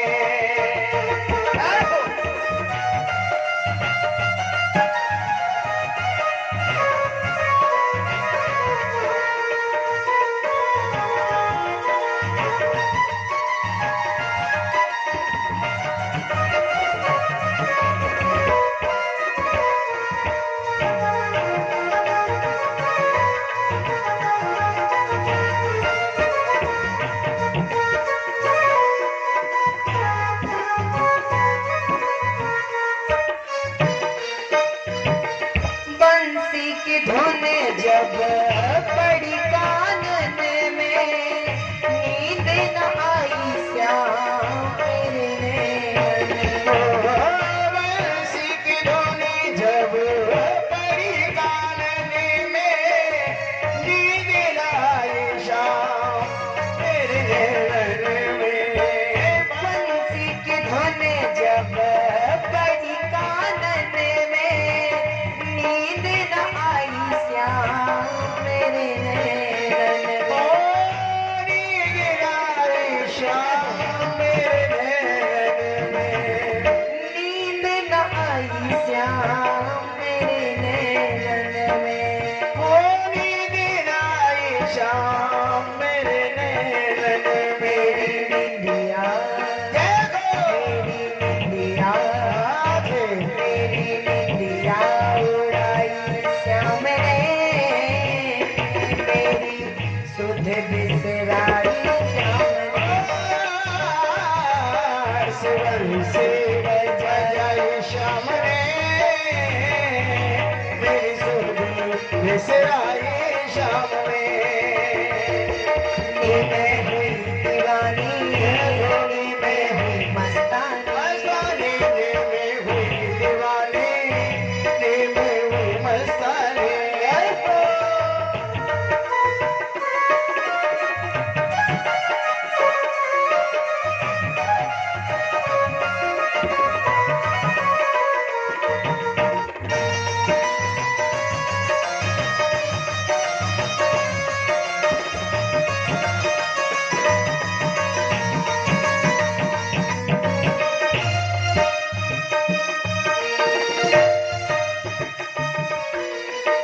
मुरली की धुन सुन जिया लहराए ओ तेरी उमंग सखी रहा नहीं जाए।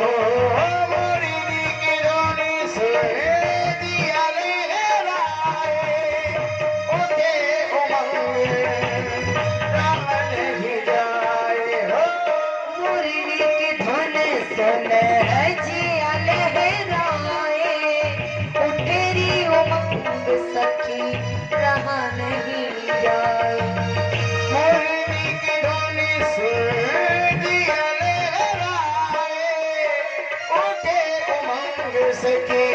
रहा नहीं जाए।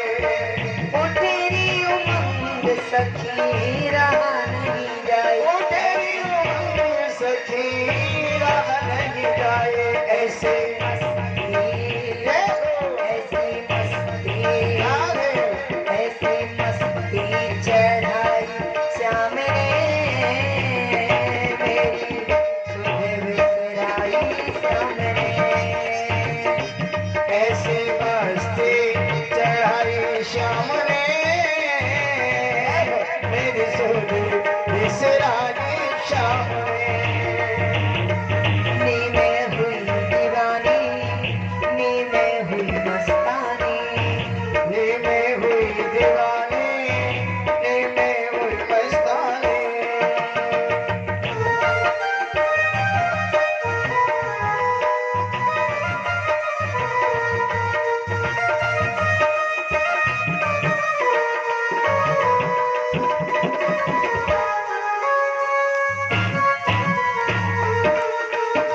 श्याम की बरसी में दुनिया लगाए, देवी सत्या दौड़ी दौड़ी चली आए। देवी सत्या दौड़ी दौड़ी चली आई। मैं हुई दीवानी, मैं हुई मस्तानी।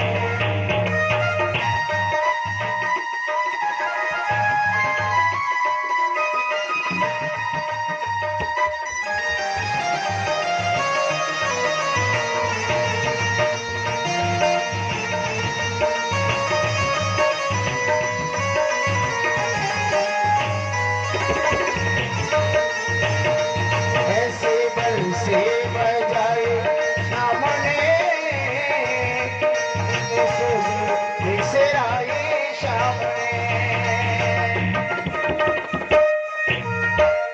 यमुना किनारे श्याम बंसी बजाए, एक एक गोपी संग रास रचाए। यमुना किनारे श्याम बंसी बजाए, एक एक संग गोपी रास रचाए। यमुना किनारे श्याम बंसी बजाए, एक एक गोपी संग रास रचाए। यमुना किनारे श्याम बंसी बजाए, एक एक गोपी संग रास रचाए। ऐसी रास, ऐसी रास, राधे ऐसो रास रचायो श्याम ने मेरी सुध बिसराई श्याम ने। ऐसे बल से बजाए श्याम ने मेरी सुध बिसराए श्याम ने। श्याम ने ऐसे बल से बजाए श्याम ने मेरी सुध बिसराए श्याम ने।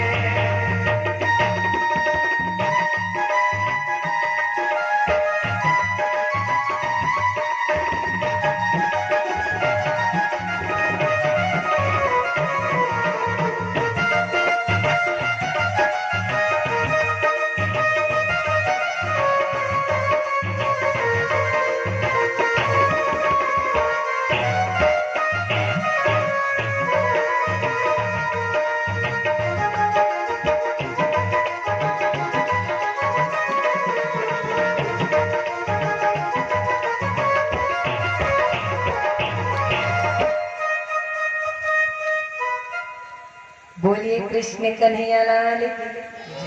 बाबा जब गाने में मगन हो जाते हो तो बस गाते ही चले जाते हैं। कथा बोलने दोगे कि नहीं? हाथ कर दीजिए। बोलिए कृष्ण कन्हैया लाल की। जय। अब कन्हैया ने अपनी बांसुरी को उठा करके अपनी कमर में खोस लिया है और कन्हैया ने कहा, गोपियों हम इसलिए तुम्हारी सेवा नहीं कर रहे थे, तुमने जो वरदान में मांगा उस वरदान की पूर्ति कर रहे थे, लेकिन आज तुम्हें अहंकार आ गया, सो अब तुम हमारे इस हास परिहास को, भाव को, विनोद को केवल मन में ही विचारो, कन्हैया अंतर ध्यान हो गए। आज कन्हैया गोपियों के बीच से जैसे ही अंतर ध्यान हुए, गोपियों ने चारों तरफ देखा, बोले कन्हैया कहाँ गए? कन्हैया गायब हो गए, इधर उधर ढूंढने लगी कन्हैया, कान्हा, कृष्णा, कनुआ, लेकिन कन्हैया का कहीं पता ना चला। ढूंढने लगी, यहाँ वृक्ष के पीछे, लताओं के बीच में, यहाँ देखती वहां देखती, सभी क्षेत्रों में देखते हुए।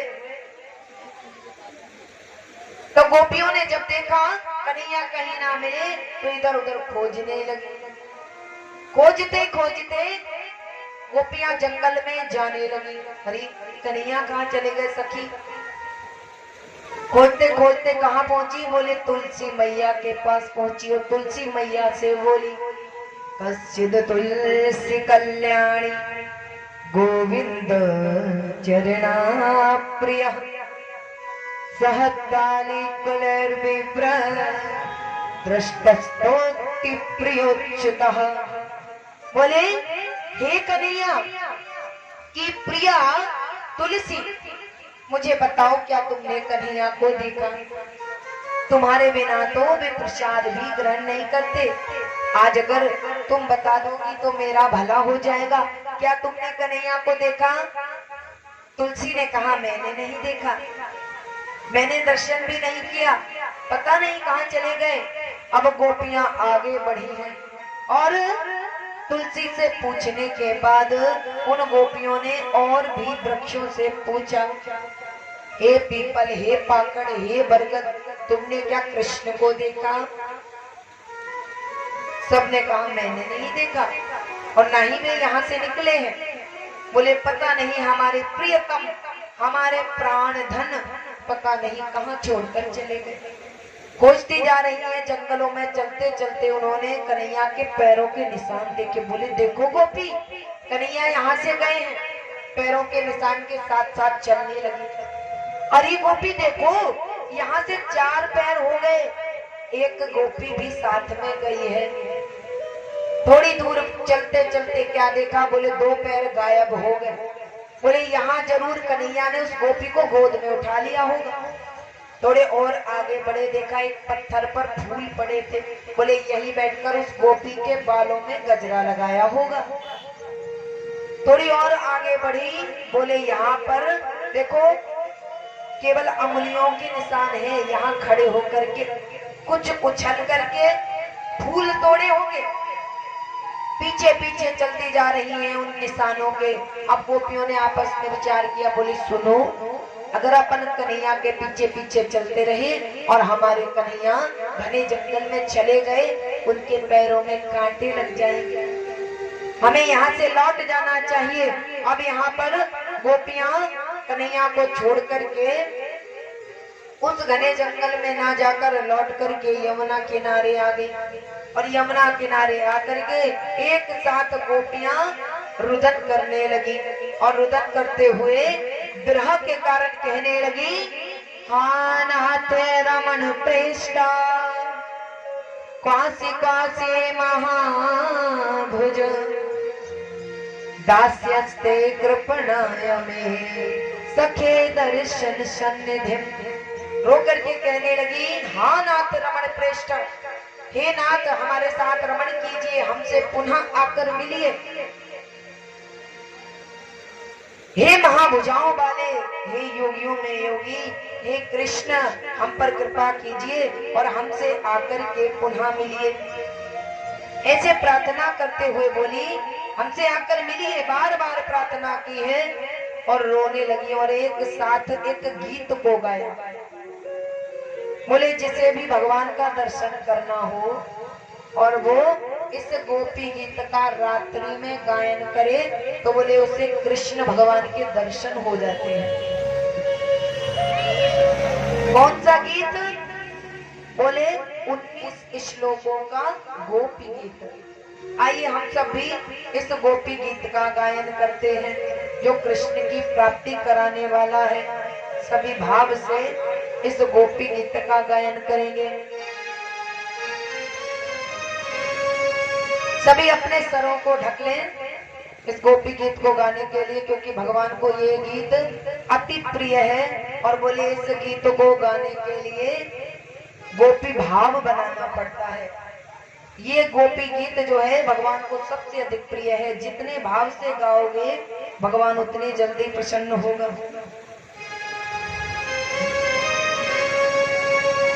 जयति तेधिकम् जन्मना व्रजा श्रयते इंदिरा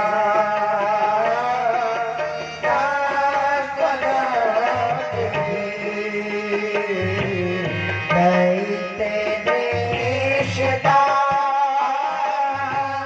दीक्षुता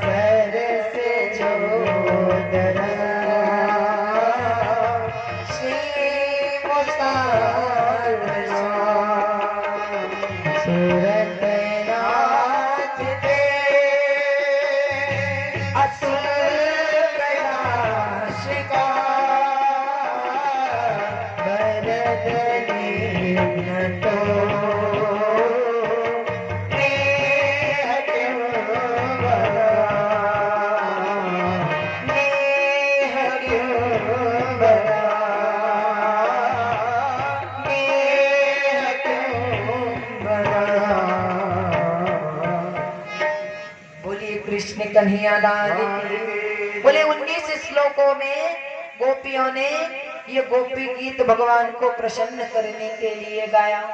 और गोपियों ने जैसे ही गोपी गीत गाया, गोपियां रो रो कर कहने लगी, हे प्यारे, तुम्हारे जन्म के कारण तो बैकुंठ पहले से ही श्रेष्ठ था, अब आपके जन्म के कारण और भी श्रेष्ठ हो गया। बोले तुम्हारे आने के कारण ही तो लक्ष्मी देवी यहाँ आकर निवास करने लगी। बोले आपके आने के कारण लक्ष्मी मैया यहाँ दासी बन करके आ गई है। बोले ब्रज की महिमा आपके आने से बढ़ गई है, और आप के जो नेत्र हैं ये नेत्रों का ही निशाना बनाते हैं और मार देते हैं। बोले नेत्रों से मारना क्या बद करना नहीं है? अरे हम तो आपकी अशुल्क की दासियां हैं, हम कोई शुल्क नहीं लेती, फिर भी दासी बनकर सेवा करती हैं, और ऐसी दासियों को छोड़कर तुम चले गए।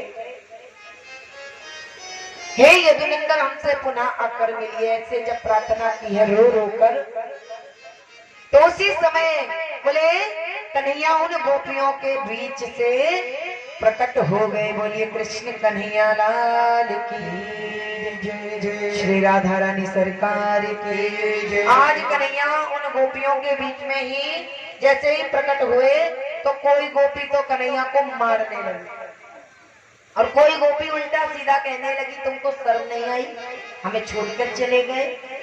अरे तनिक तो शर्म करते। आज गोपियां जब शिकायत करने लगी, कई नेत्र झुकाकर खड़ी हैं, कई रो रही हैं, कन्हैया मुस्कुराए, और मुस्कुराते हुए कन्हैया ने गोपियों के तरफ कटाक्ष करते हुए देखा। गोपियां प्रसन्न हो गई, और कन्हैया ने क्या किया? बोले गोपियों के साथ रास लीला प्रारंभ कर दी है।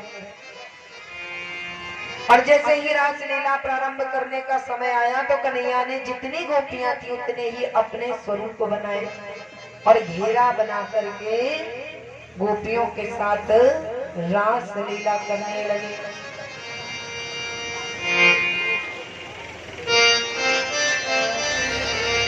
गोकुल में देखो, वृंदावन में देखो, मुरली बाजे रे, श्याम संगे गोपिया नाचे, श्याम संगे राधा नाचे।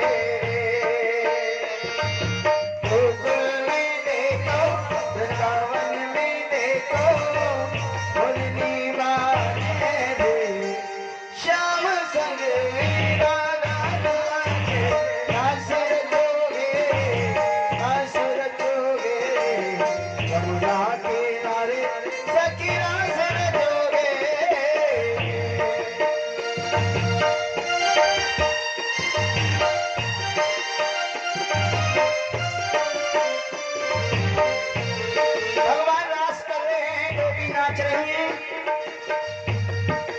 आपसे इतना निवेदन है, ज्यादा कष्ट ना होगा आपको, केवल तालियों से महाराष्ट्र में शामिल हो जाओ, केवल दोनों हाथों की ताली बजाने से, बहुत कष्ट नहीं देंगे। गोकुल में देखो, वृंदावन में देखो, मुरली वाले रे, श्याम संगे राधा नाचे रे।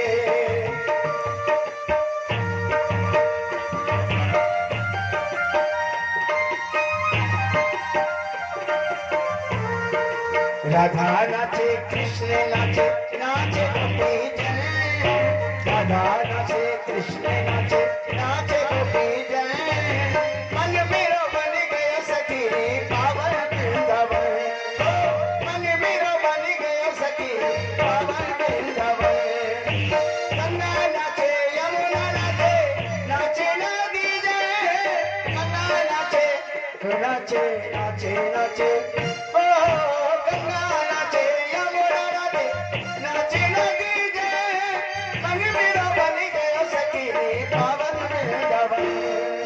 गोकुल में देखो, वृंदावन में देखो, मुरली वाले रे, श्याम संगे नाचे नाचे, राधा नाचे, राधा नाचे।